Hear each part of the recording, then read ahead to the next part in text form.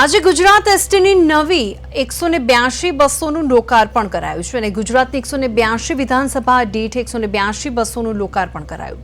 આ નવી એસટી બસો નાગરિકોની સેવા શરૂ થશે। ગુજરાતમાં આટલી બધી બસોનું એક સાથે લોકાર્પણ થયું હોય એવું પ્રથમવાર બન્યું છે।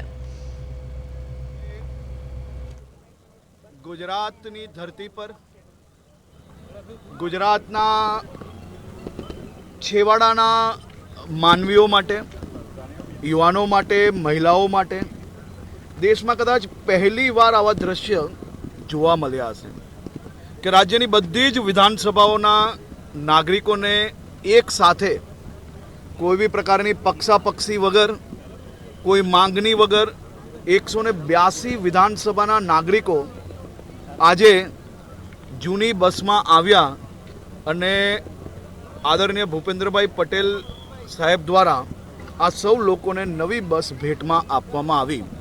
182 વિધાનસભામાંથી આવેલા સૌ નાગરિકો આજે ગાંધીનગર દર્શન માટે, વિધાનસભા હોય, અક્ષરધામ હોય, એ બધી જ જગ્યા પર ફરવાના છે, ભોજન લેશે બધા જ લોકો અને નવી બસમાં પોતાના ગામ તરફ પાછા આજે જશે।